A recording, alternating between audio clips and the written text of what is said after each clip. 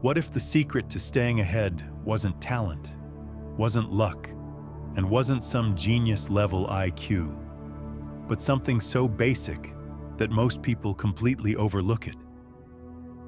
What if the thing that decides your future is the single decision you make every day?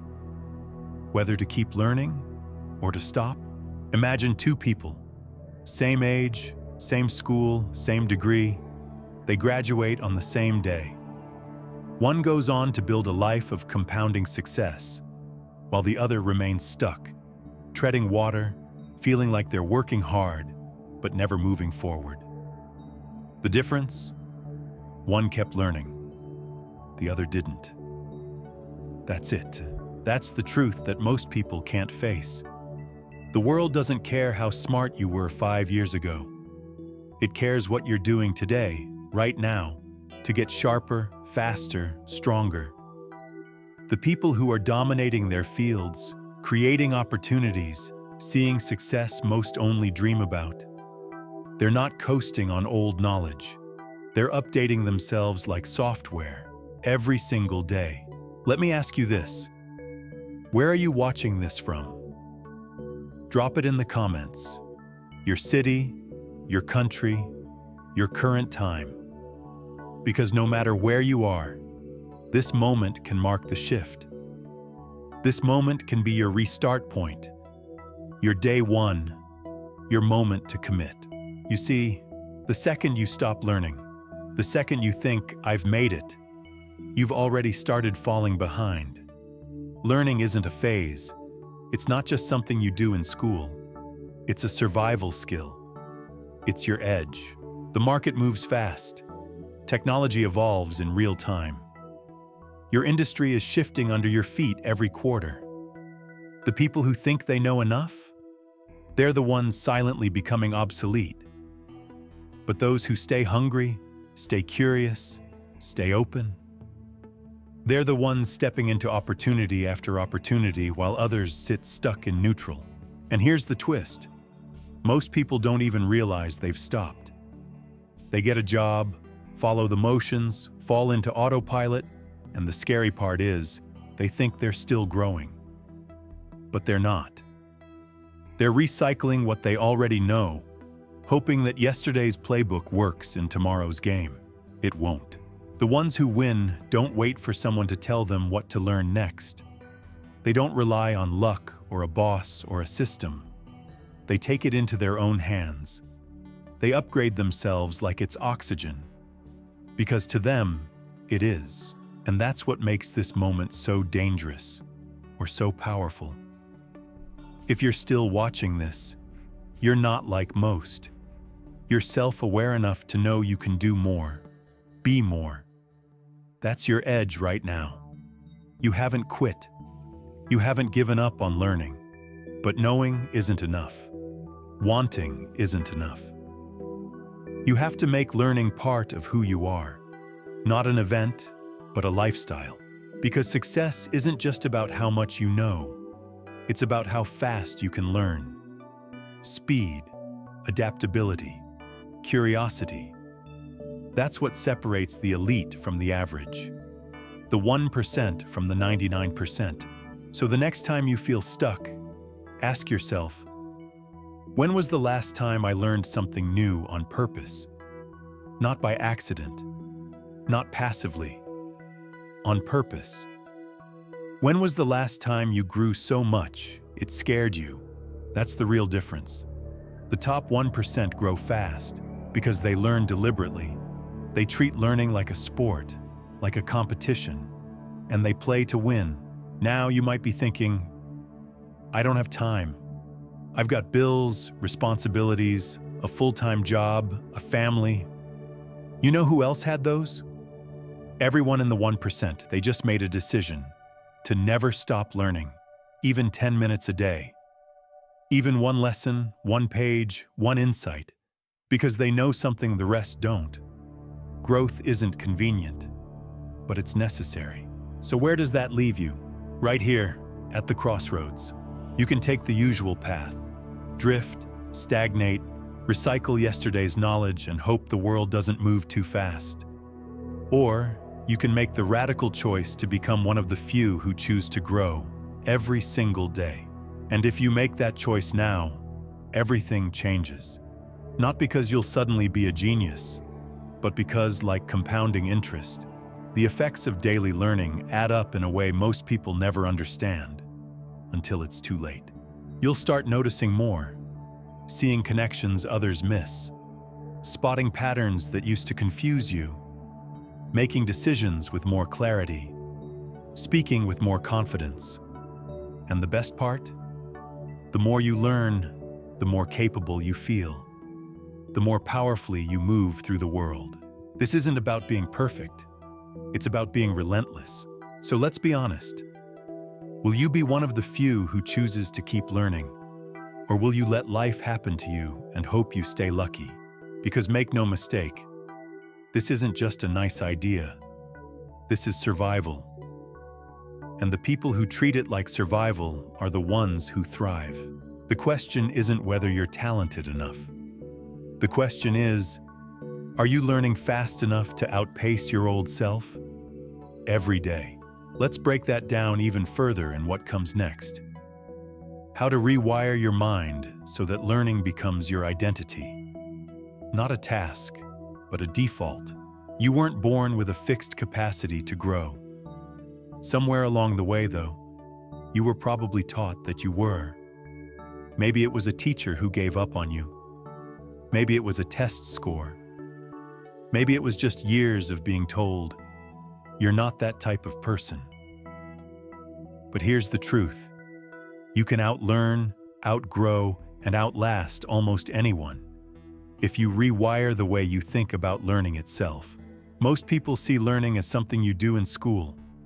You sit in a classroom, follow the curriculum, graduate, and then you're done. Diploma in hand, they think the journey is over. But that mindset is exactly what keeps them stuck. Learning isn't something you finish. It's something you commit to. For life, you have to decide, right now, that your brain isn't static, that your intelligence isn't locked in place, that every challenge, every new skill, every failure is a doorway, not a dead end. That's the growth mindset. And it's not motivational fluff. It's science. Carol Dweck, a psychologist at Stanford, uncovered two mental models: the fixed mindset and the growth mindset. People with a fixed mindset believe their abilities are set. They think, I'm just not good at math, or I've never been a people person, or I'm too old to start learning this now. So they don't try. They avoid discomfort. They retreat the moment something feels hard, because they think struggle is a sign of inadequacy. But those with a growth mindset see it differently. Struggle is a signal, not of weakness, but of progress. When something's hard, they lean in. When they fail, they ask, what can I learn from this? They believe every skill is learnable, every strength is buildable, every area of life is upgradable. And so they improve, relentlessly. Which one are you? Don't answer too quickly. Look at your habits. Look at how you respond when you hit a wall. Do you tell yourself, I'm just not cut out for this? Or do you say, I'm not good yet? That word, yet, is a powerful weapon. It tells your brain the story isn't over. It invites possibility. And in a world that's changing faster than ever, possibility is the only thing that keeps you relevant. The best learners don't just embrace difficulty, they chase it. They seek out things that challenge them. They step into rooms where they're the least experienced person. They read books that stretch their thinking. They don't need to be the smartest. They need to be the most adaptable. And here's the kicker. The moment you believe you can grow, your brain starts operating differently. It physically rewires. Neural pathways shift. Cognitive capacity expands. Your brain becomes more responsive, more resilient. It literally becomes better at learning because you decided to believe it could. So the next time you catch yourself saying, "I'm not a tech person," stop. The next time you feel intimidated by a new challenge, interrupt that story. Because the truth is, the people who seem the most talented probably just practiced longer. They failed more times than you've even started. Do you want to know who thrives in uncertain times? Not the people with the highest IQ, not the ones with the perfect resume. The ones who can learn fast, unlearn faster, and reinvent themselves without fear. The ones who don't anchor their identity to who they were, but who they're becoming. And that's what this is about, identity. You don't just need new skills. You need to see yourself as someone who learns, not just when it's convenient, not just when someone tells you to, but because that's who you are. You're the person who reads while others scroll. You're the person who asks how instead of saying can't. You're the person who writes down what they're learning, not what they already know. You're the person who sees feedback as fuel. You're not waiting for permission anymore, because the world doesn't hand out growth to those who wait. It rewards the bold, the curious, the endlessly improving. You'll get resistance. People will tell you to slow down, to be realistic, to stick to what you know. Ignore them. Most people gave up on growth years ago. They're just hoping the world doesn't notice. But you're building something they can't see yet. And it starts here, with a decision that your best self isn't a destination. It's a daily choice. And here's the beauty of it all. You don't need to transform overnight. You just need to start. Pick up a book. Take notes. Ask questions. Say yes to learning when others are looking for escape. Show up for your future self. Because the moment you adopt this mindset, fully, unapologetically, your entire trajectory shifts. You stop fearing mistakes. You start inviting challenge. You no longer chase praise. You chase mastery. You begin to outgrow your former self every single week. And eventually, others will wonder how you became so confident, so sharp, so capable. And they'll assume you were always that way. Let them think that. You'll know the truth, that it started with a quiet, powerful shift in mindset. And it hasn't stopped since. So what do you build on top of that kind of mindset? Simple. The tools. The daily systems that fuel growth. And there's one tool more powerful than almost any other. The one used by billionaires, creatives, visionaries, and athletes alike. Reading. Let's talk about that next. You've heard it said before, readers are leaders.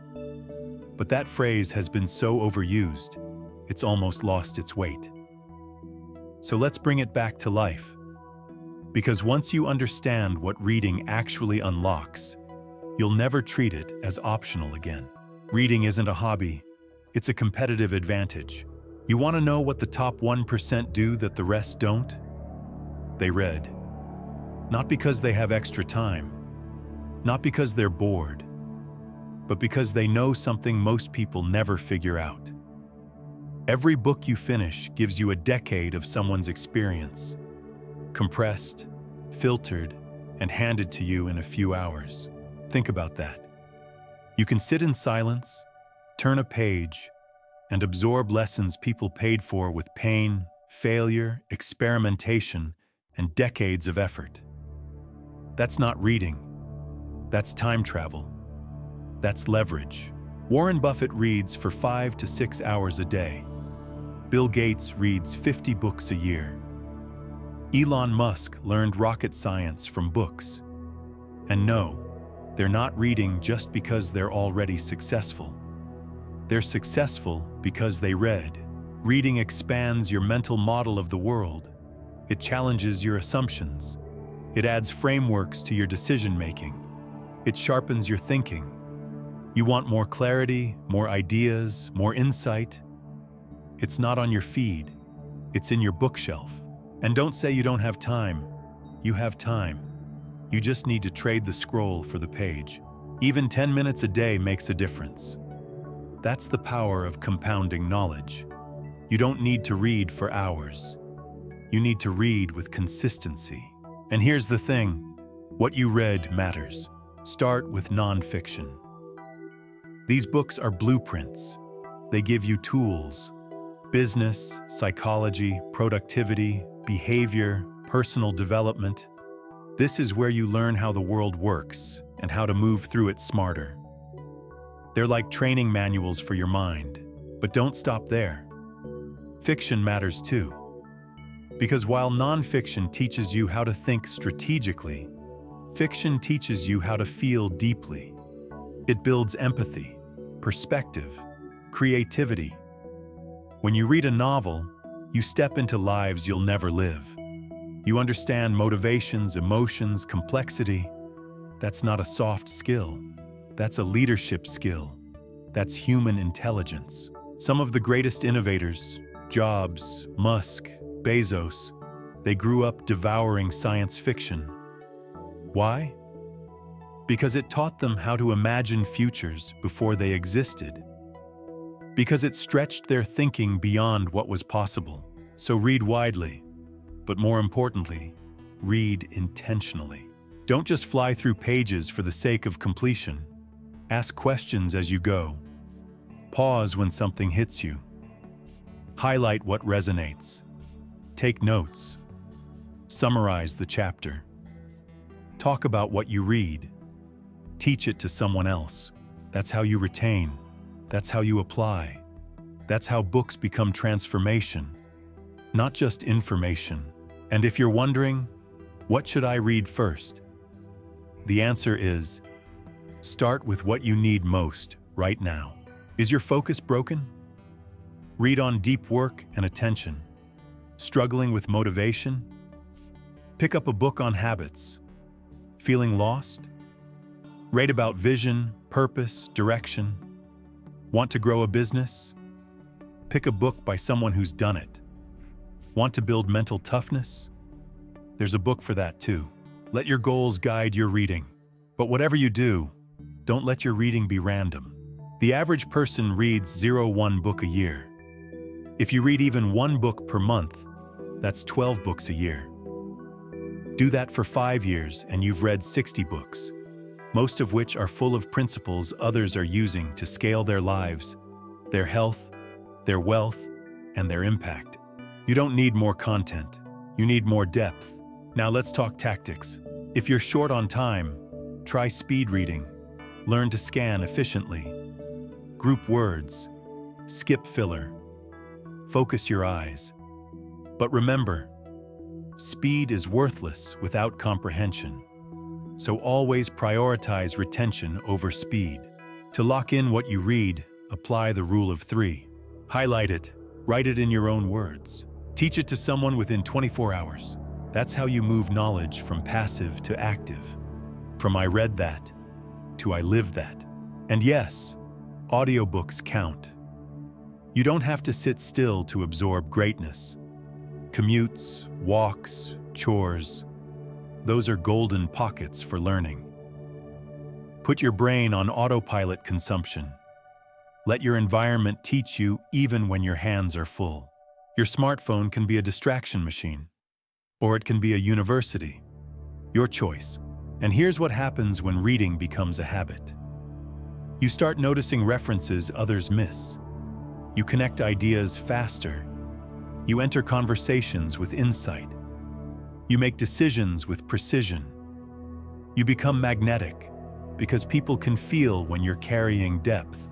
And all of this happens silently, gradually, under the radar. Until one day someone asks, "How do you know all this?" And you just smile. Because you've been investing in books while they've been investing in entertainment. Reading gives you edge. It gives you armor. It gives you access. But most importantly, it gives you language. And language creates thought. And thought shapes action. And action creates destiny. The greatest weapon of the 1% isn't connections or capital. It's knowledge. acquired deliberately, stored relentlessly, applied decisively. So make this a ritual. Carve out sacred time. Set your reading environment. Keep your books visible. Track your progress. Make it part of your identity. I'm a reader is code for I'm a student of life. And students of life always outlast those who think they've graduated, because the diploma isn't the finish line, it's the starting gun. Now let's get tactical. Reading gives you the fuel.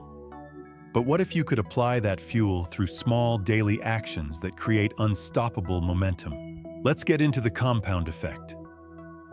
How tiny habits stack into life-changing results. You've probably heard the saying, success is just the sum of small efforts repeated daily.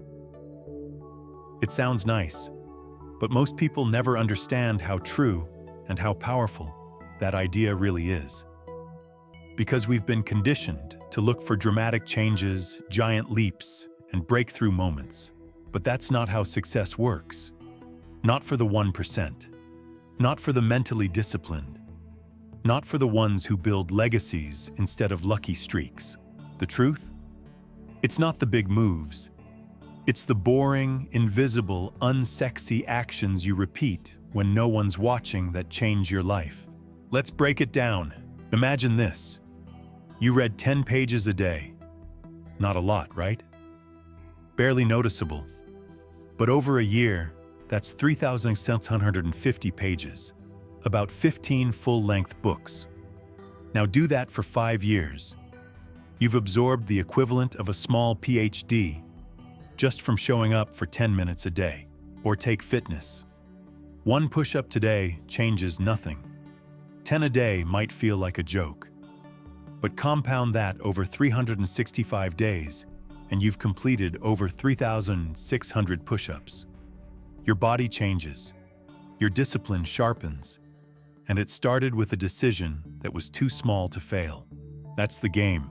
Start so small you can't fail, and then don't stop. Most people think they need a huge overhaul, a radical plan, a 90-day transformation.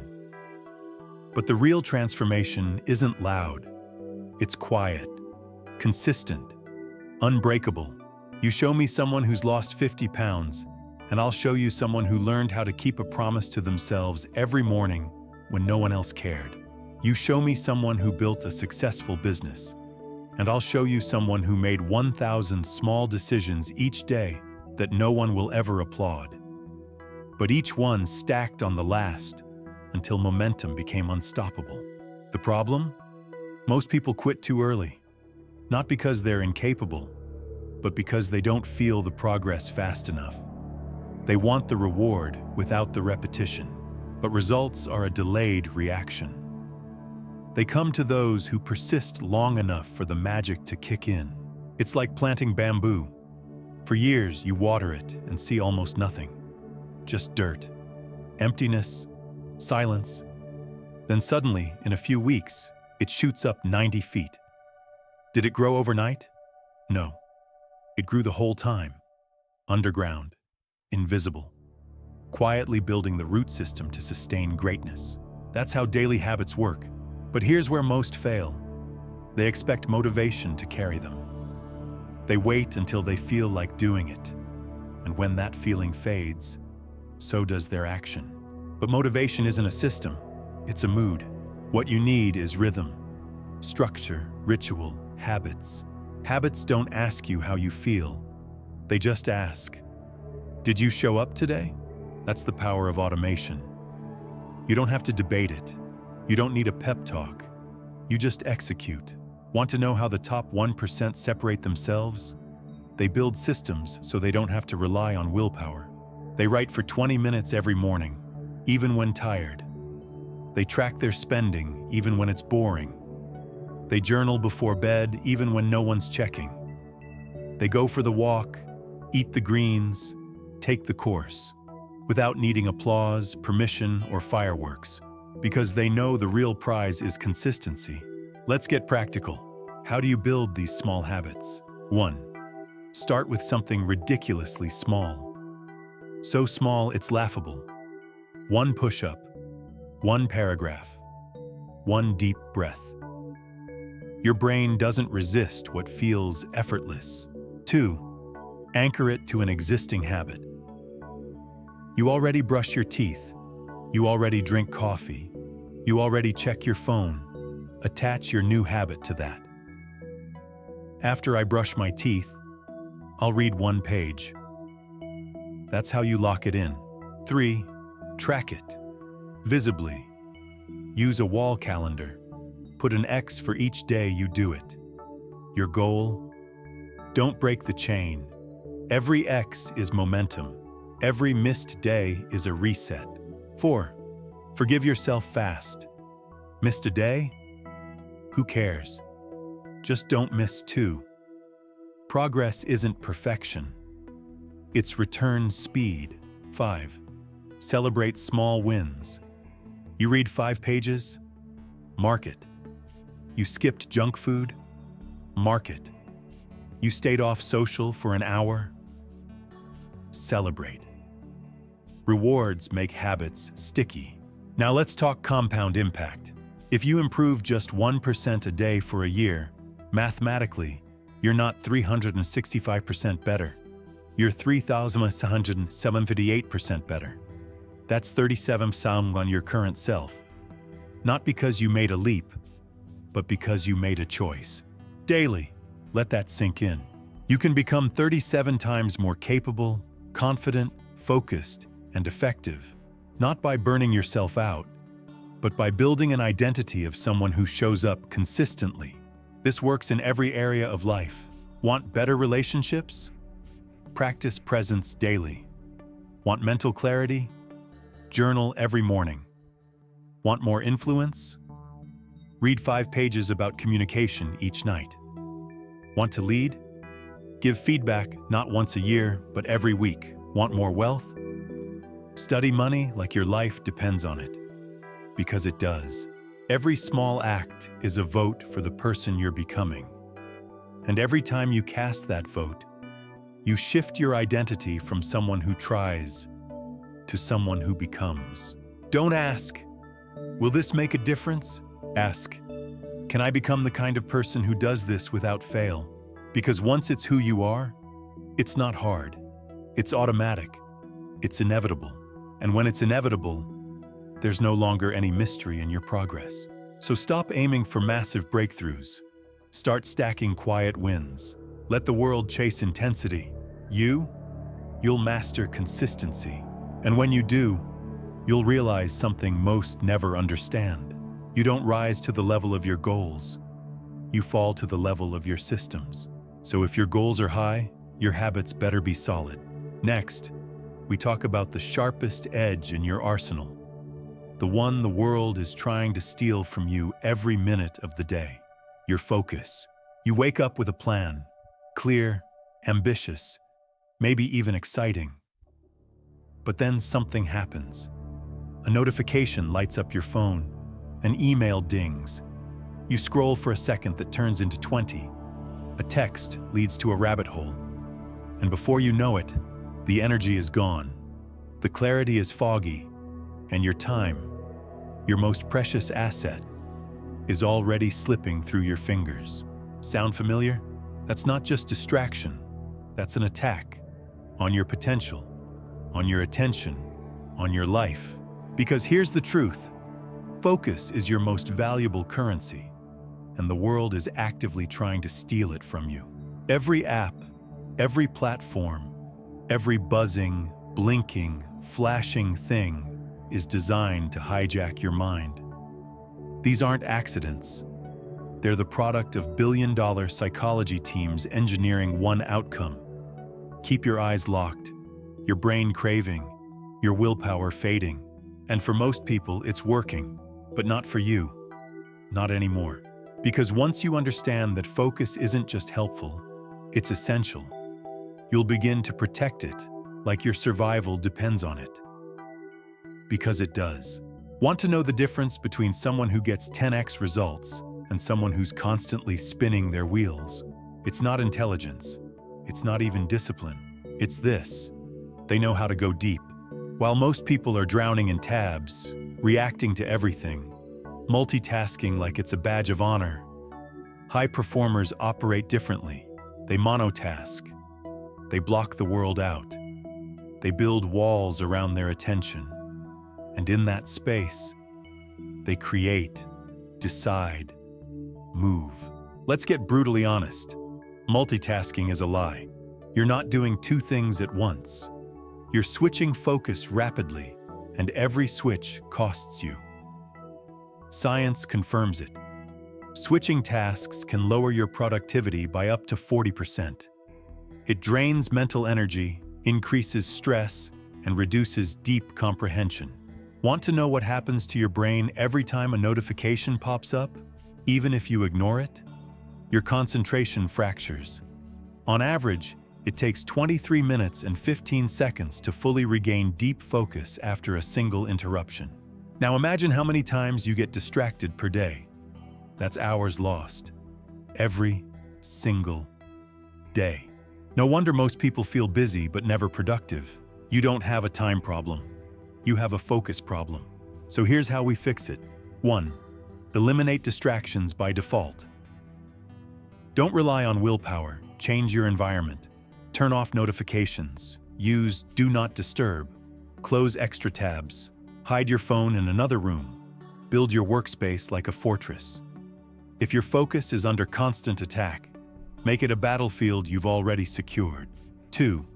Time block like a pro. Pick your most important task for the day, the one that moves the needle, and block 60-90 minutes of deep, uninterrupted work for it. That block is sacred. No meetings, no emails, no noise. Use the Pomodoro technique if it helps. 50 minutes on, 10 minutes off. Simple, brutal, effective. 3. Pre-commit to a focus ritual. Your brain needs cues. Anchor your deep work with a ritual. Brew a coffee. Put on a specific playlist. Light a candle. Shut the door. Do the same steps every time. These become triggers for flow. 4. Use intention, not reaction. Start your day by deciding your priorities. Write them down. Don't open email first. Don't scroll first. If you begin your day in reactive mode, the rest of the day is already lost. 5. Create distraction penalties. Make it hurt. Use an app blocker that won't let you override. Or set a rule. Every time you check your phone during deep work, you donate $5 to a cause you don't support. Watch how fast your behavior changes. Because this is war, and you need armor. But let's go deeper. Focus isn't just about productivity. It's about identity. Every time you choose distraction, you reinforce the idea that your time is negotiable, that your goals can wait. But every time you choose focus, you build a reputation with yourself as someone who finishes, someone who shows up, someone who wins. You want confidence? Start keeping promises to yourself. And the biggest promise you can make is to guard your focus like your life depends on it, because it does. Let's talk about deep work. This is where elite performance is born. This is where books are written, businesses are built, bodies are transformed. Deep work is a state of intense concentration, free from noise, where your brain unlocks its highest capacity. But here's the truth. It's a skill. And if you've been living in a state of distraction for years, you won't snap into it on day one. You'll fidget. You'll feel anxious. Your brain will crave stimulation. But if you resist, if you sit through the discomfort, you'll start building mental strength. Like a muscle. Like armor. You'll notice ideas connecting faster, decisions becoming clearer, tasks getting finished in half the time. Distraction weakens, focus compounds. And here's the final shift. Learn to say no. You think billionaires go to every meeting, answer every message, attend every invite? They don't. They guard their time like it's gold. Because it is. Every yes you say to something unimportant is a no to what actually matters. So say no to pointless meetings, unplanned calls, energy-draining people, scrolling for dopamine hits. Say yes to undistracted creation, learning without interruption, solving the hard problems, deep daily focus blocks. Because the world is divided into two types of people: those who control their attention and those whose attention is controlled. One builds, one drifts. Which are you becoming? Now that you've reclaimed your focus, it's time to layer in the ultimate multiplier: discipline. Because when focus meets discipline, momentum becomes unstoppable. Let's go there next. Discipline isn't glamorous. It doesn't make headlines. It doesn't give you dopamine hits. It's quiet, boring, repetitive, and that's exactly why it works. The people you admire, the ones who seem unstoppable, unshakable, relentless, they don't rely on motivation. They rely on systems, on rituals, on non-negotiable standards.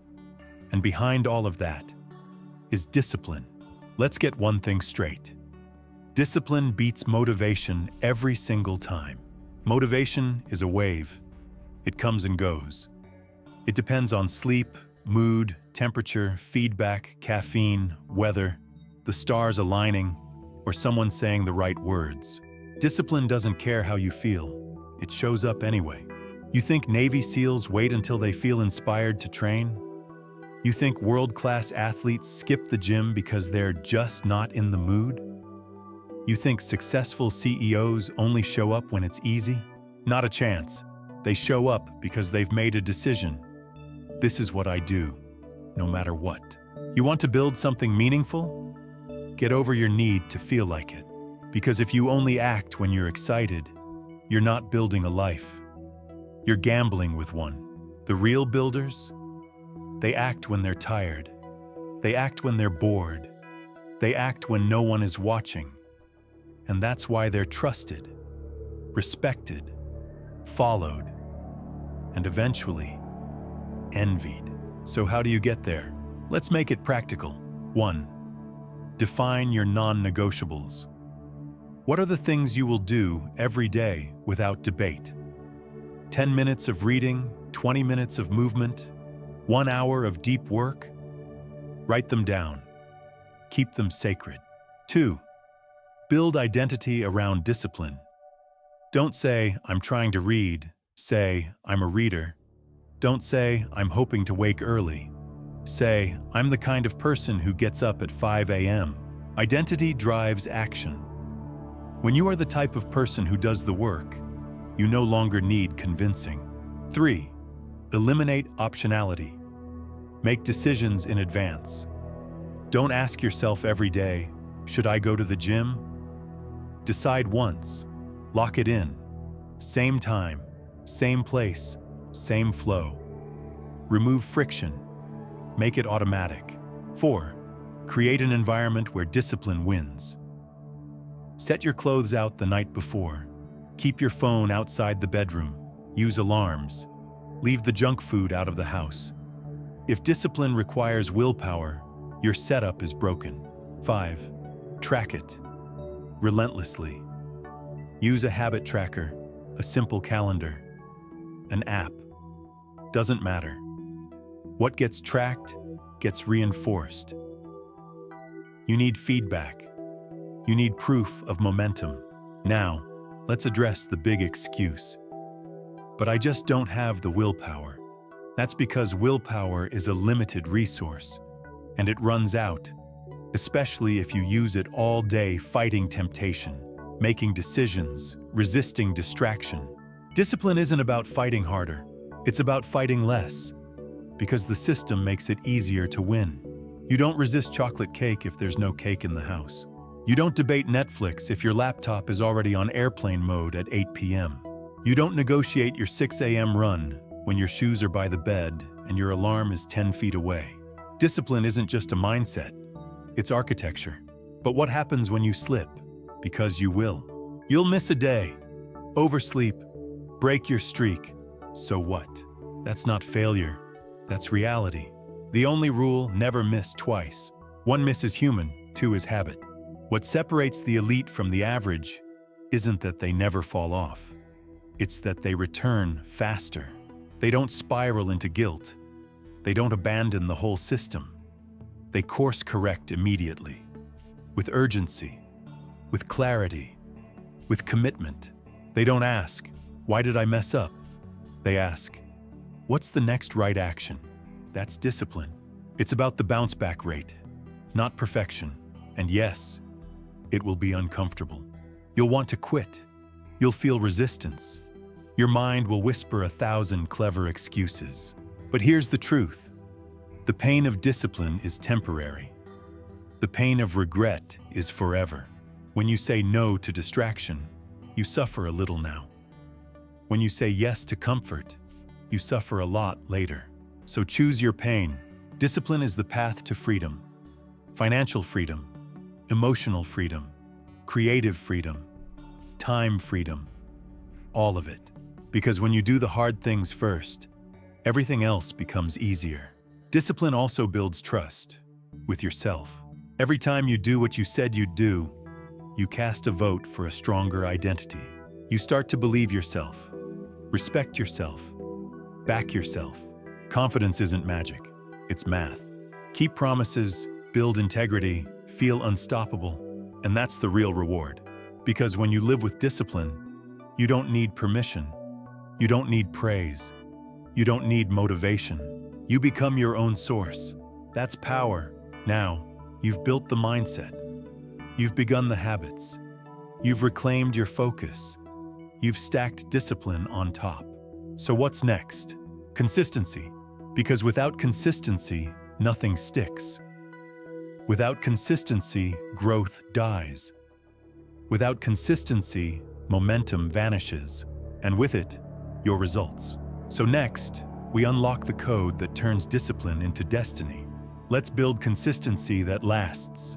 You've probably done it before. You started something strong. Maybe it was a workout plan, a reading habit, a side hustle. The fire was real. The intention was clear.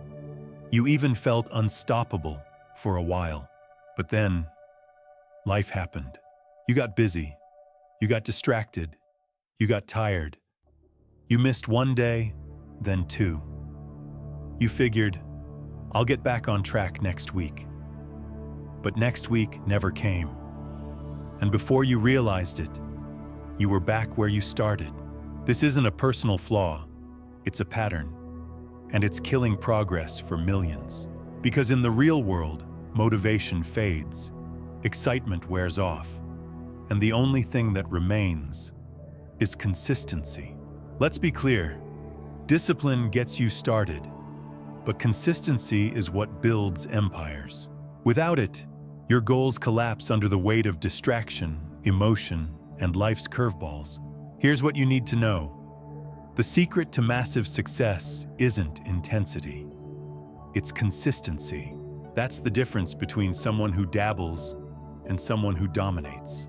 You don't have to go hard every day. You just have to show up.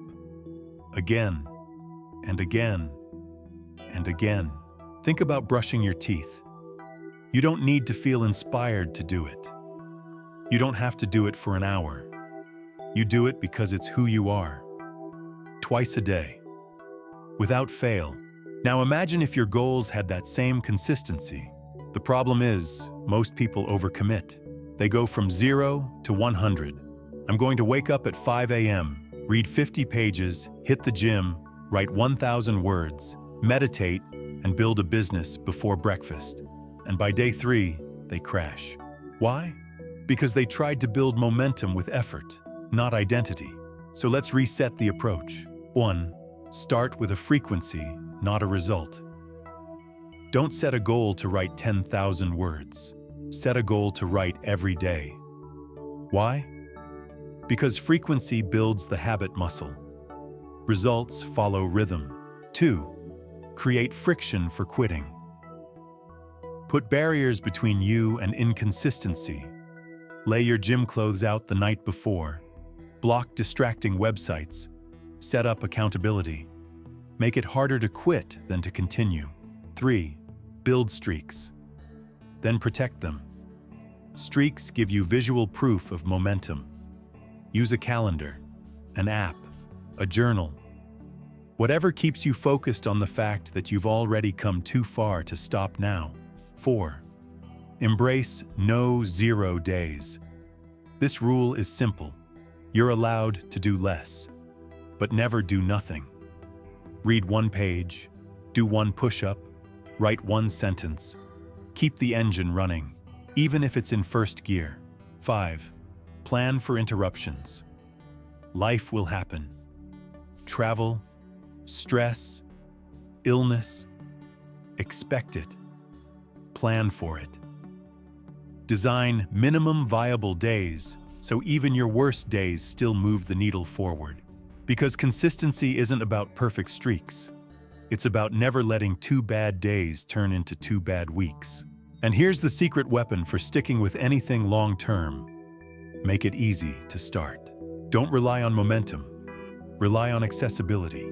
If your habit is locked behind 15 steps, your brain will find reasons to delay. But if the first step is frictionless, you'll begin before resistance catches up. It's not about doing more. It's about doing enough. Daily. And that builds something stronger than habit. It builds identity. When you identify as someone consistent, the world begins to respond to that. You gain the trust of your audience, of your clients, of your teammates, but most importantly, of yourself. And here's where it gets dangerous, in the best way. Because consistency isn't linear, it compounds. One good day doesn't just lead to another. It builds momentum. Systems get sharper, decisions get easier, confidence grows, opportunities open up. Before you know it, you're not just making progress. You've become progress. Look at anyone operating at a world-class level and you'll see this. Steph Curry doesn't shoot 1,000 free throws when he feels like it. He shoots them every day. J.K. Rowling didn't write Harry Potter in a weekend. She showed up at coffee shops daily, through doubt, fatigue, and rejection. You want success? Study their streaks, not their highlights. And here's one more truth. Most people fail not because they lack potential, but because they lack patience. They confuse slow results with no results. But the real results? They show up after the consistency has been in place for weeks, months, years. They arrive when most people have already quit. So what do? You keep showing up, even when the scale doesn't move, even when the audience doesn't clap, even when no one sees it. Because success isn't about who starts fastest. It's about who stays in the game longest. And if you want to stack an even greater advantage, layer on the 1% rule. What's the 1% rule? It's how you go from average to unstoppable. Let's dive into that next. You don't need to overhaul your life overnight. You don't need a 30-day challenge, a 90-day transformation, or a viral moment. You just need this, 1% better. Every single day. That's it. It doesn't sound like much, does it? A 1% improvement is barely noticeable. It's easy to dismiss, easy to skip, easy to say, I'll start tomorrow. And that's why almost no one uses it. But here's the truth that changes everything. If you get just 1% better each day, by the end of 1 year, you're not 365% better. You're 37x better. Not 37%, 37 times. That's the power of compounding improvement. It's the same principle that grows $1,000 into a fortune when invested wisely. Not through massive gains, but through small, consistent ones. It works in money. It works in skill. It works in mindset. It works in life. The 1% rule is what separates the dreamers from the doers. It's the system the top 1% live by, because they understand that consistency beats intensity and leverage beats effort. Let's break it down. Anyone can work hard once. Anyone can go all in for a week, a month, or a moment of motivation. But what happens after the adrenaline fades? The gym gets skipped. The journal collects dust. The course stays unfinished. the promise gets broken. Again, because they didn't build a foundation, they built a flash. The 1% rule builds the foundation. It's not sexy, it's not loud, but it's bulletproof. And here's how it works in practice. Want to read more? Start with 1 page a day. That's it. Want to build strength? Do 1 push-up every day. No excuses. Want to learn a language? 1 new word. 1 minute of practice. Want to write a book? 1 paragraph. 1 sentence. 1 word. If that's all you can do today. What matters is this. You never break the chain. Every small action is a vote for who you want to become. 1 push-up doesn't change your body, but it changes your self-image. You become someone who moves daily. You become someone who shows up. You become someone who grows by choice, not by chance. And those votes add up. Soon, the actions feel normal, then automatic, then powerful, and then something shifts. The results start to stack. You start thinking sharper, deciding faster, feeling stronger. Not because you did something extraordinary, but because you stopped quitting. That's the secret. It's not about willpower. It's about momentum. And momentum isn't found. It's built 1% at a time. Let's look at the science. Your brain loves progress. Every time you complete a small task, it gets a hit of dopamine. That reward builds a loop. Task, reward, repeat. But here's the trick. Big goals delay the reward. They feel too far, too abstract, too exhausting. So you quit. The 1% rule brings the reward closer. You don't have to wait 6 months to feel like a winner.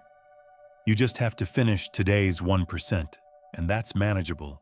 That's how people lose 100 pounds. That's how people build million-dollar businesses. That's how people master their craft. Not in 1 leap, but in 10,000 micro-victories. And if you're thinking, but I want faster results, let's be real. What's faster? Quitting after 30 days and starting over again and again for years?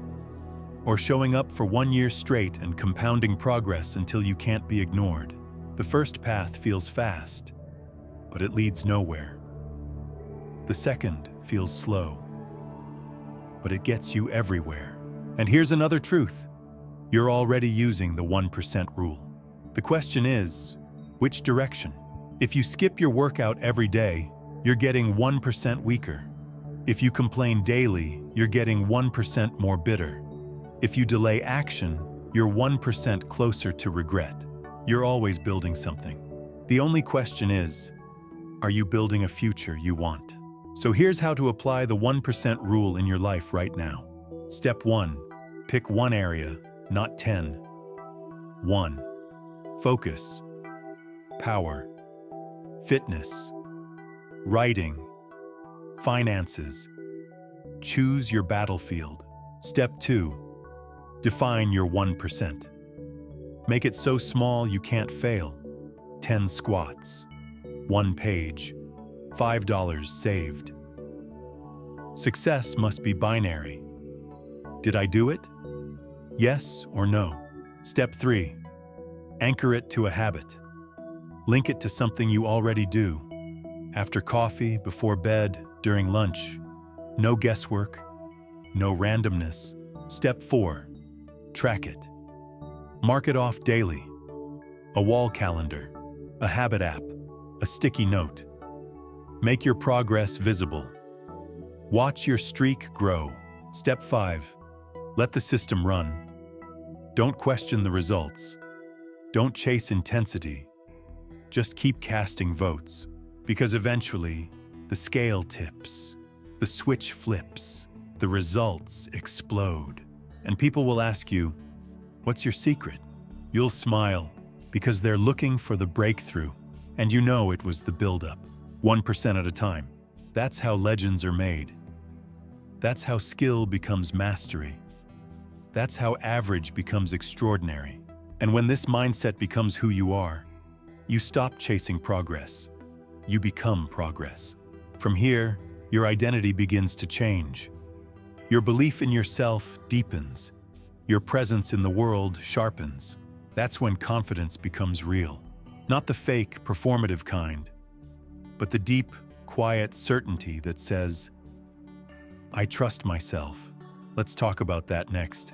Confidence isn't loud. It's not bravado. It's not pretending. It's not walking into a room trying to prove something.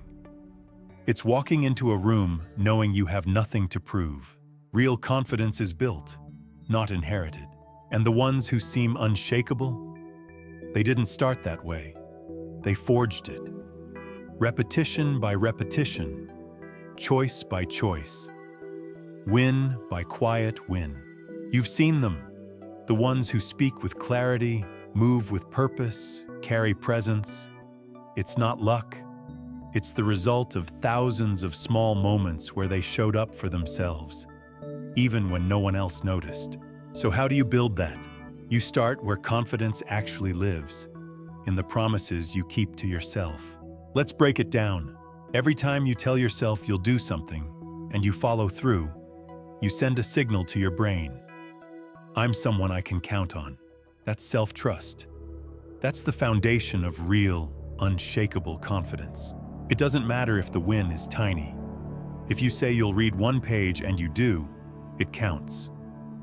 If you say you'll walk for 5 minutes, and you do, it counts. Because every promise kept, no matter how small, is a brick. And enough bricks, that's how you build the castle of identity. But most people are building castles made of sand. They say they'll start tomorrow, and don't. They say they'll wake early, and hit snooze. They say they'll commit, and flake. And their brain watches it all. It learns, it records, it remembers. We don't follow through. And so their confidence erodes, quietly, relentlessly, day by day. They might fake it, they might posture, but deep down, they don't trust themselves. And that's why they hesitate. That's why they shrink. That's why they play small. Confidence doesn't come from affirmations. It comes from evidence. So how do you generate that evidence? You build what I call a confidence loop. Set a small, clear promise. Follow through. Celebrate. Repeat. The goal isn't to impress others. It's to impress yourself. That's the game changer. Because the moment you start believing in your own reliability, you stop needing permission. You stop looking around for validation. You stop chasing applause. You stop performing for the room. You walk in knowing you belong, not because someone said so, but because your habits have proven it over and over again. Now let's go deeper. Confidence also requires confronting the 3 silent killers. 1. External validation addiction. When your self-worth is tied to what other people think, you're enslaved to their opinions. You dress, talk, act, and decide based on how it will look, not how it will feel. You water yourself down to stay liked. You say yes to avoid conflict. You shrink your light so others feel more comfortable. And over time, you disappear. To break this cycle, you must learn to validate from the inside. Ask yourself, did I act with integrity? Did I keep my word?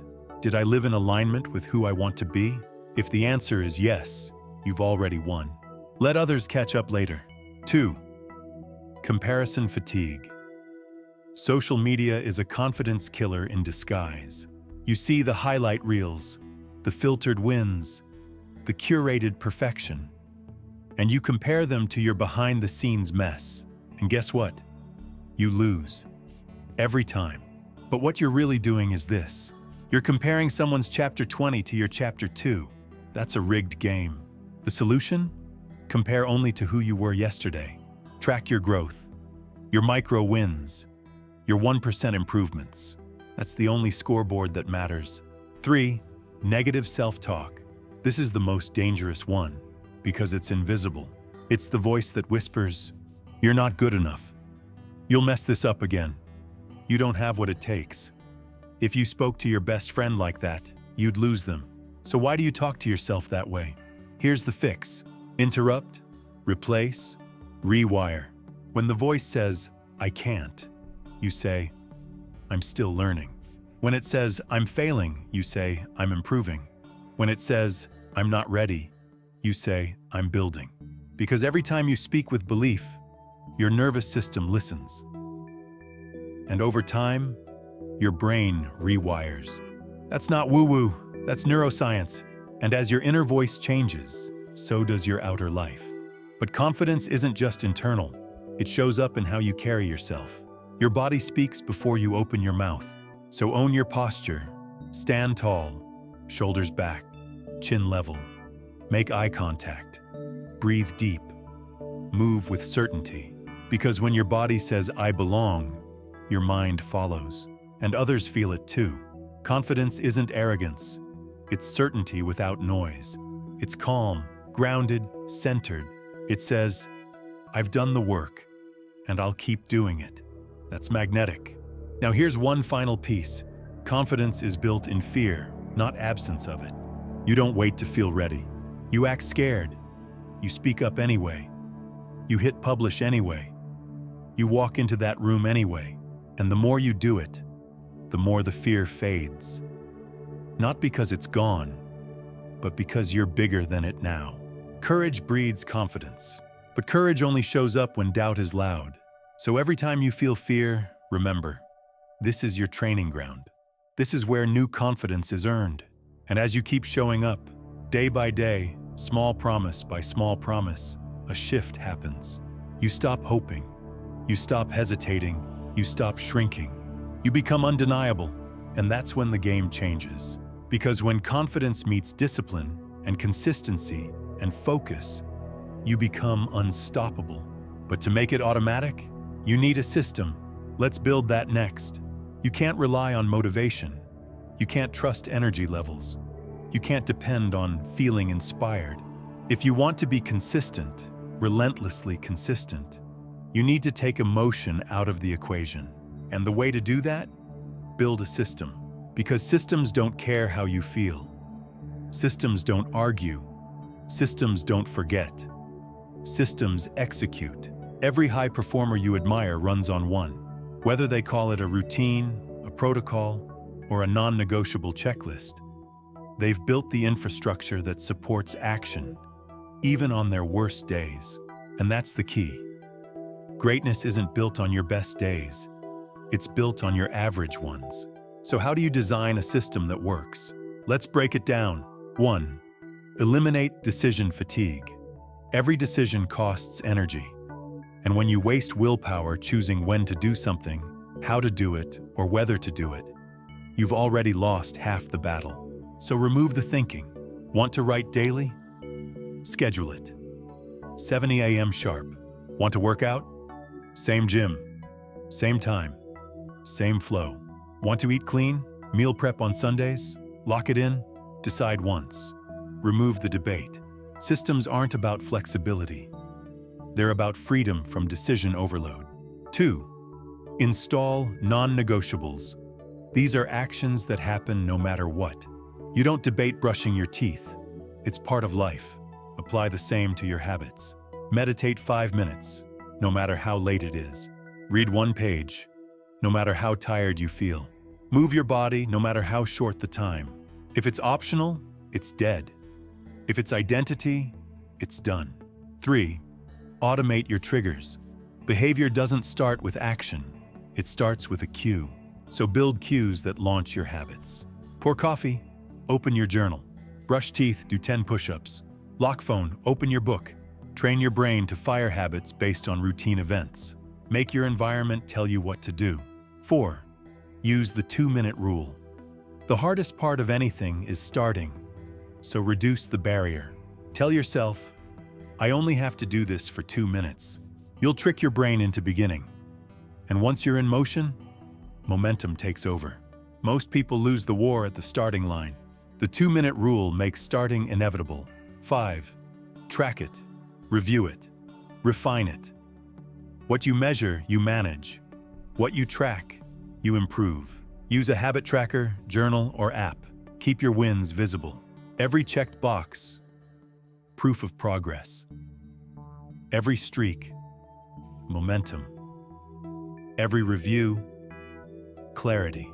Once a week, ask, what worked? What broke? What's next? Systems evolve, so should yours. But here's what most miss. A system isn't just a schedule. It's a frictionless path to action. That means you also need to engineer your environment. You are not stronger than your surroundings. You never will be. So instead of fighting them, design them. Want to eat better? Don't buy junk at all. Want to scroll less? Delete the app. Want to read more? Keep books on your desk, not hidden in a drawer. Change your environment, and your habits follow. Not because you're stronger, but because you're smarter. Remember this, willpower is a terrible strategy. Structure is undefeated, because structure removes doubt. It removes delay. It removes resistance. And once the resistance is gone, execution becomes default. You no longer try to do the work. You just do it.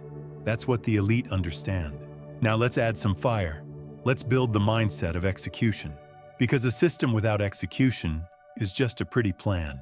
Let's talk about the execution engine of the 1% and how you can tap into it daily. The no 0 days mentality.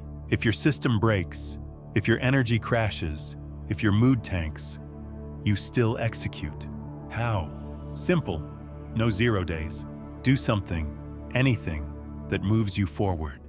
Even 1 inch, 1 sentence, 1 rep, 1 breath, $1 saved. Why? Because the moment you skip a day, the identity slips, and your brain starts to question, are we still doing this? You must answer yes, always, no matter what. Install accountability, triggers. Your system will fail if no one notices when it does. So set up accountability, a coach, a check-in partner, a deadline, a public commitment. Don't make goals in the dark. Bring them into the light, because pressure isn't bad. Pressure is a performance enhancer when you control the source.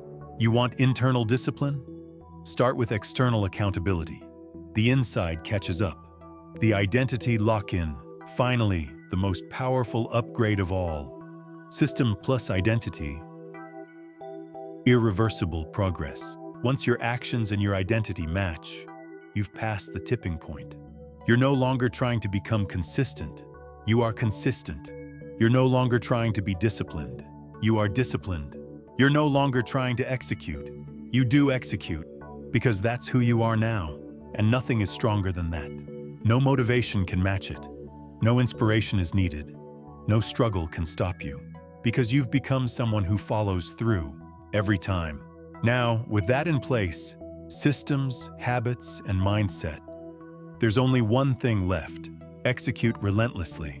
That's where we go next. Because when execution becomes your superpower, everything else falls into place. Everyone says they want success. Everyone says they're willing to do the work. But when it's time to execute, most freeze, most stall, most overthink, overplan, overcomplicate. And that's the difference between high performers and everyone else. High performers don't wait, they execute. They don't need to feel ready. They don't need every detail. They don't need the perfect conditions. They act, they adjust, they move, and then they move again. Because here's the truth most never learn. Action creates clarity. You're not confused. You're just under-executed. You haven't taken enough steps to know what works yet. So you stay in your head. You wait. You build the perfect plan, the perfect folder, the perfect color-coded calendar, and you get nowhere. Because the world doesn't reward ideas. It rewards action. That brilliant idea you have? It's worthless if it stays in your notebook. You want to write a book? Start typing. You want to start a business? Make the offer. You want to get in shape? Move your body today? You want to change your life? Act like it. Here's how most people kill their execution. 1. The learning loop. They tell themselves, I just need to learn a little more before I start. So they watch one more tutorial, read one more book, take one more course, wait for one more certification.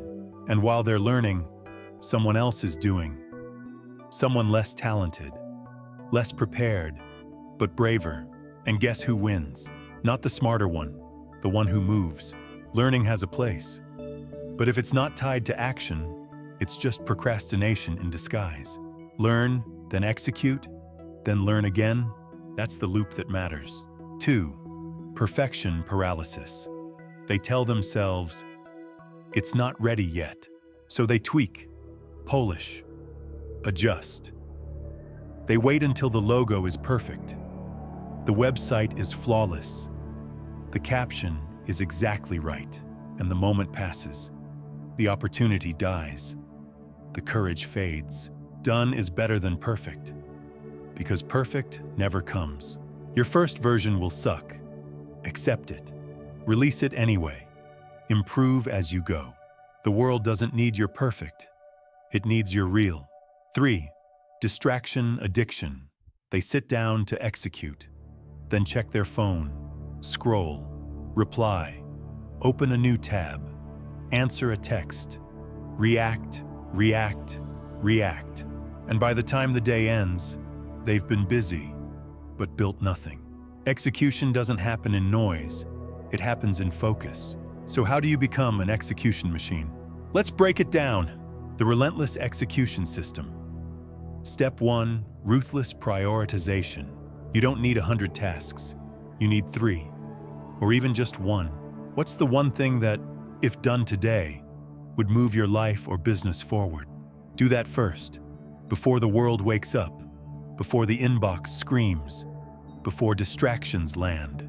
Success isn't about doing more. It's about doing what matters first. Step 2. Create no 0 days execution blocks. Carve out sacred time blocks. Not negotiable, not flexible. These are daily appointments with your future self. During these blocks, you turn off notifications, shut down distractions, commit to a single focus, work with urgency and intensity. Even 30 focused minutes will outperform 3 distracted hours. Step 3. Use time pressure. Deadlines create speed. Speed kills overthinking. So set a timer, race the clock. You have 45 minutes. Write the thing, build the page, edit the video, make the call. Don't edit as you go. Don't second guess. Just ship. Speed forces clarity. Step 4. Win the first hour. Your first waking hour sets the tone. Win that, and you've won the day. Move your body, fuel your brain, review your top priority, get a win early. Most people lose momentum by 9 a.m. You'll be halfway done. Step 5. The 2-minute rule. Again. Don't want to start? Commit to just 2 minutes? That's it. Because once you're in motion, you'll keep going. Most procrastination is just resistance at the front door. Open it, and momentum takes over. Now let's address the real problem. Fear. Fear of failure, fear of judgment, fear of wasting time. It's always fear that slows execution. Fear hiding behind logic, planning, or research. But here's the truth. Execution kills fear. Fear grows in silence, in hesitation, in stillness. The moment you take action, any action, fear loses power. So don't wait to feel fearless. Just move. Take one step, then another, then another. That's how you build momentum. That's how you become a finisher. Execution isn't about working harder. It's about working faster on the right things. And the more you execute, the more confident you become. The more confident you become, the faster you act. The faster you act, the more you achieve. That's the cycle of unstoppable growth. Execution, confidence, speed, success. And the best part? You don't have to feel ready. You just have to act anyway. The world doesn't reward the most talented. It rewards the most relentless. The ones who keep showing up, keep shipping, keep building, keep moving. While others wait for permission, you create progress. That's what the next level demands. But there's one more skill that takes it even further. Especially when life punches you in the face. And it will. Let's build your mental toughness. At some point, Life will test you. You'll fail. You'll be rejected. You'll doubt everything you're doing. And most people, when that moment hits, break. They fall back. They crumble. They disappear. Not because they aren't talented, not because they weren't prepared, but because they never built mental toughness. Let's be very clear. Mental toughness is not about being emotionless. It's not about pretending to be okay. It's not about ignoring pain. It's about doing what needs to be done, despite the pain. The ones who win in life are not the ones who avoid hardship. They're the ones who know how to keep going when everything screams, stop. They don't seek comfort. They seek resilience. They don't need easy. They need clarity and grit. And you can develop that. You can train it, because mental toughness is a muscle. And like any muscle, it grows under stress, tension, and resistance. Let's break down how to build it, one layer at a time. 1. Embrace discomfort on purpose. Most people avoid discomfort. They choose the path of least resistance. They look for shortcuts, hacks, guarantees, and that's why they stay soft. But discomfort isn't the enemy. It's the entry fee to strength. When you do hard things voluntarily, cold showers, early wake-ups, tough workouts, uncomfortable conversations, daily commitments even when you're tired, you build inner armor. You teach your brain, I can do things I don't feel like doing. And that lesson, it rewires your identity, because suddenly you stop fearing challenge. You start inviting it. 2. Detach your actions from your emotions. Weak minds wait to feel like it. Strong minds act regardless of how they feel. That doesn't mean suppress emotions. It means lead with principles, not moods. You can be tired and still execute. You can be anxious and still show up. You can be heartbroken and still keep a promise. Discipline isn't about being in a perfect state. It's about acting from your core, not your feelings. Your feelings are temporary. Your goals are not. 3. Reframe pain as progress. Every challenge you face is training. Every failure is feedback. Every rejection is redirection. When you begin to see pain as a teacher, not a punishment, everything changes. Because then, pain has a purpose. You stop avoiding it. You start learning from it. Ask, what is this moment teaching me? Where am I being invited to grow? How can I respond with strength, not fear? That's how adversity becomes advantage. 4. Install the I don't break belief. You need a mantra, a sentence that becomes your truth. I don't break. I keep going. I outlast. I thrive under pressure. I handle hard things. Whatever it is, repeat it daily. Say it when you're tempted to quit. Say it when you're falling behind. Say it when no one believes in you. Because eventually, your brain starts listening. And when it does, the voice of doubt gets drowned out by the voice of certainty. 5. Stop negotiating with yourself. The most mentally tough people don't argue with laziness. They don't debate if they should show up. They don't weigh the pros and cons of quitting. They've already decided, I go. I act. I finish. That decision is made in advance, and it never gets reopened. No negotiations, no excuses, no loopholes. It's done. 6. Develop emotional endurance. Life will hit you with delays, détours, rejections, criticism, betrayal. And when it does, most people fold. They say, it's not worth it.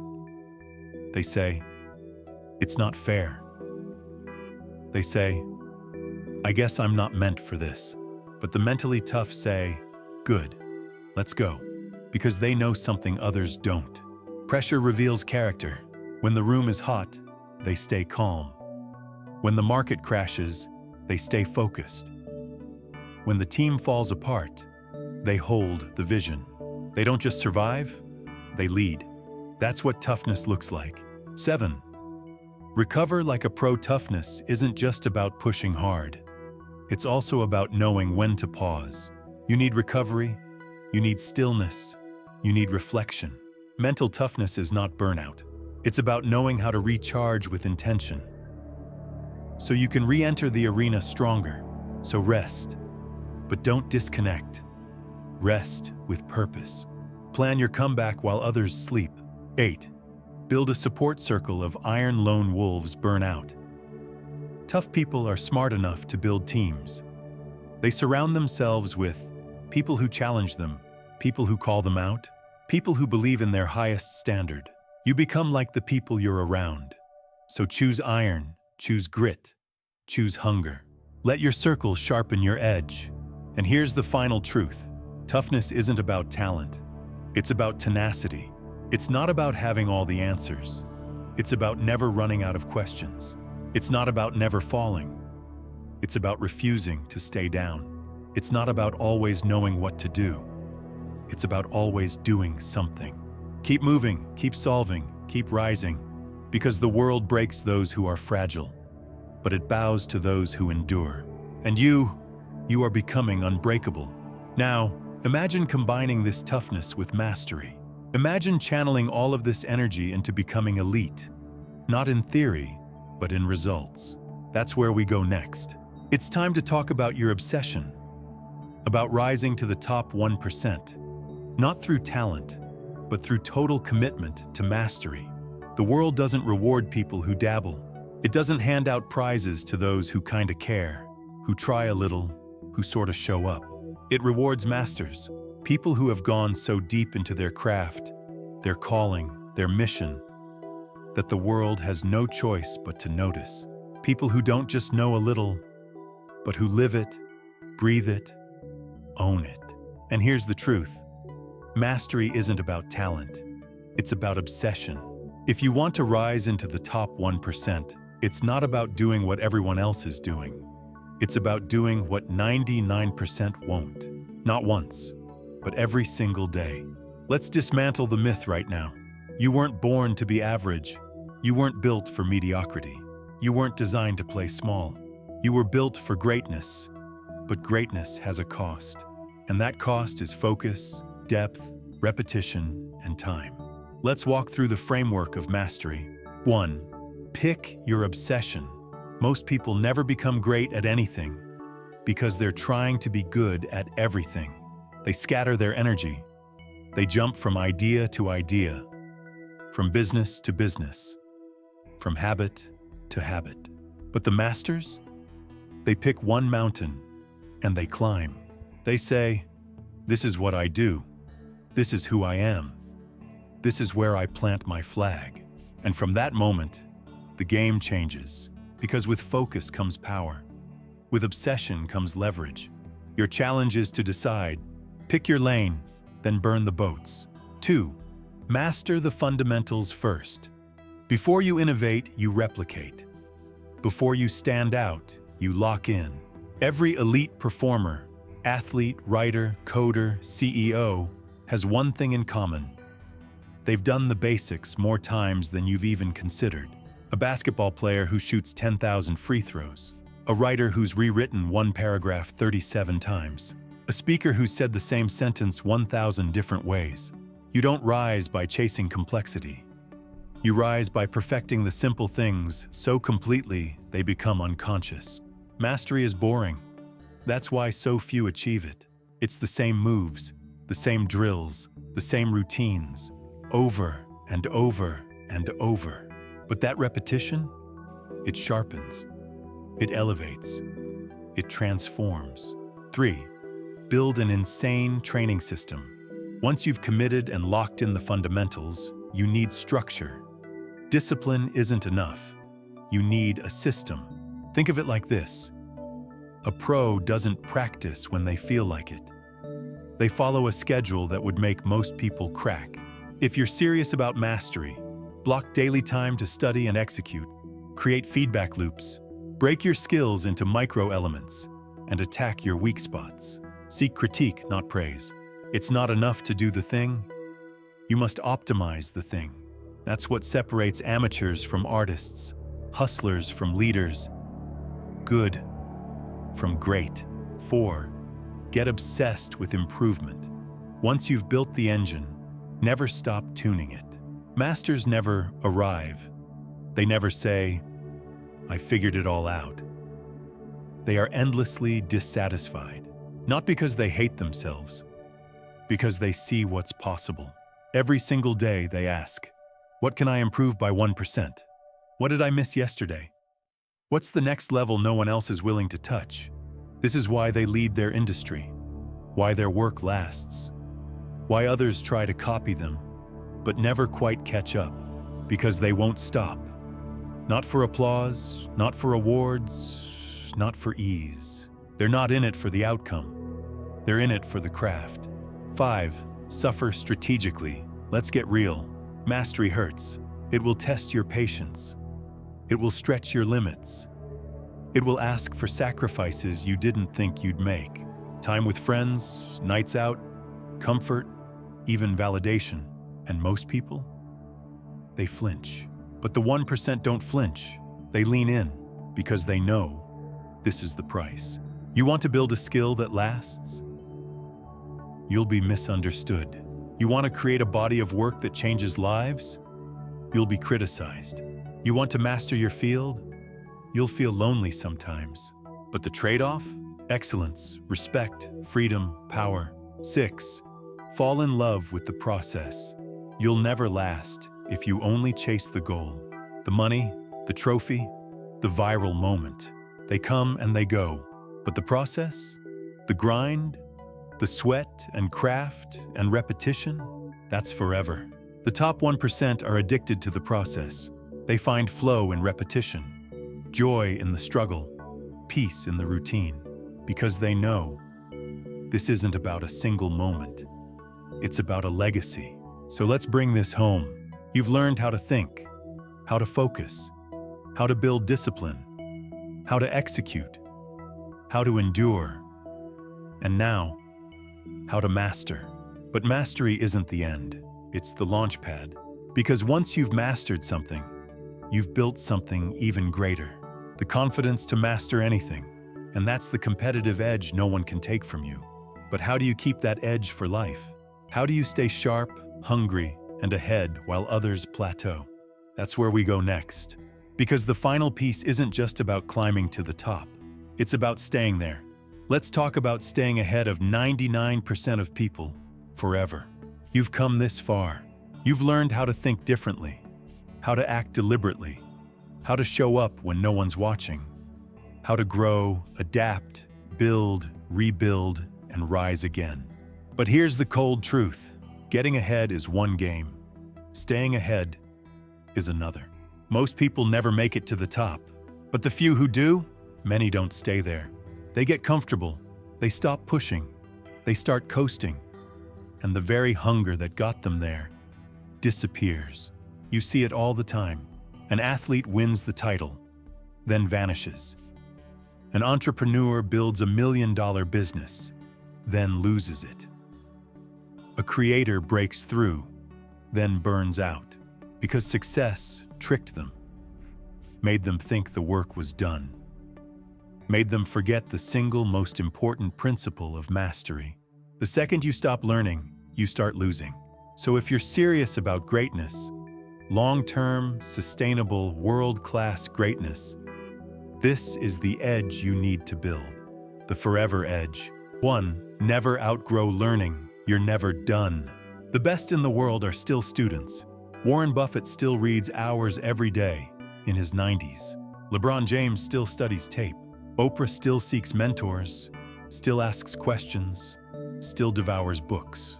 Because they know yesterday's knowledge won't win tomorrow's game. The second you think you know enough, the decline has already begun. The forever student stays relevant, stays sharp, stays dangerous. 2. Reinvent yourself before you're forced to. The market changes. The world evolves. Technology leaps forward. So the question isn't, will change happen? The question is, will I be ahead of it or behind it? The elite reinvent before the pivot is necessary. They evolve their skill set. They expand their thinking. They challenge their own systems. They break what works so it can work better.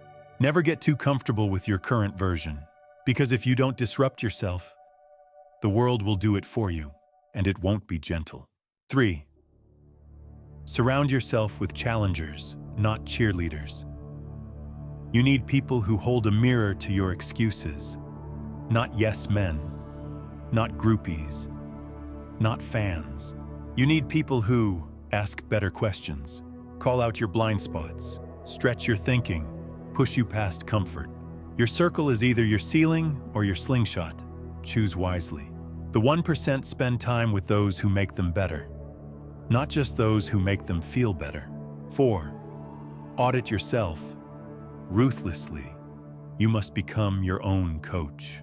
Weekly, monthly, quarterly, ask, where am I slipping? What have I stopped doing that used to work? What am I tolerating that used to be unacceptable? Clarity is power. The ones who sustain excellence, they're brutally honest with themselves.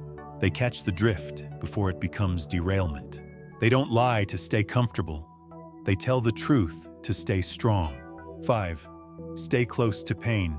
This sounds strange, but it's real. Pain builds edge. Challenge builds sharpness. So don't avoid discomfort. Don't hide in ease. Don't build a life so comfortable that it weakens you. Voluntarily do hard things. Stay close to your growth edges. Keep at least one challenge in your life that humbles you. Because the minute life gets too easy, the fire starts to fade. 6. Reconnect to your why constantly. Complacency sets in when purpose fades. So go back to your reason. Why did you start this path? Who are you doing it for? What fire did you feel in the beginning? Reignite that. Write it down. Say it out loud. Build rituals around it. Because when purpose is clear, discipline is effortless. And when discipline is effortless, staying ahead becomes automatic. 7. Play the infinite game. This isn't about a finish line. This isn't about beating others. This is about becoming unrecognizable to your past self. About waking up 5 years from now thinking, who I was back then, couldn't even imagine who I am today. That's the real win. Play long. Invest in your skills. Invest in your health. Invest in your relationships. Invest in your mindset. The short-term flashes fade, but the compound effect of doing the right things, the right way, every day, that becomes unstoppable. So now, the choice is yours. You've absorbed the mindset. You've practiced the habits. You've implemented the systems. You've built the toughness. You've chased mastery. You've learned how to execute. Now the final question remains. Will you sustain it? Will you stay hungry when others get lazy? Will you stay learning when others think they've arrived? Will you stay building while others plateau? Because if you do, if you stay committed, if you stay focused, if you stay humble and hungry and sharp, you will not only join the 1%, you will stay there. And that's the edge most never develop. But you just did. Now go use it. You've made it. Not just through words on a screen or a voice in your ear, but through a journey few are willing to take. Because this wasn't entertainment. It wasn't feel-good fluff. It was a challenge, a direct, relentless call to rise. And now you're standing at a crossroads. 2 roads stretch before you. One is familiar. It's the road most take. It's paved with excuses, distractions, comfort, and delay. You already know how it ends. Same thoughts, same habits, same results. The other, it's not flashy. It doesn't promise quick wins or overnight success, but it leads somewhere real, to growth, to strength, to a version of you that few will recognize, because few will have the courage to meet their own. That road begins with a choice, to become someone who lives what others only talk about. You don't need permission. You don't need perfect conditions. You don't need more time, more talent, or more luck. You need a decision. A decision to keep learning when it's easier to coast. to show up when no one's watching, to do the hard things when your feelings scream for ease. Because here's the truth, the 1% isn't a number, it's a mindset. It's the mindset that says, I will not waste my time. I will not betray my potential. I will not settle for a life of almost. And now, that mindset is yours. Not because someone handed it to you, but because you earned it. Every section you finished, every idea you internalized, every moment you stayed engaged while others clicked away. You were building it piece by piece, page by page, layer by layer. And that means something, because from this moment forward, you are no longer the same. Your standard has changed. Your threshold for excuses has dropped. Your identity has shifted. You've outgrown the old version of yourself. And that growth, it doesn't stop here. So whatever your path, whatever your mission, take this edge with you. The mindset, the habits, the toughness, the discipline, the clarity, the fire. Because the world doesn't need more noise. It needs more people who are real, who are ready, who are relentless. You are one of them now. So go, build the thing, live the vision, leave the legacy. And when someone asks you one day, what changed? You'll smile and say, I decided to never be average again.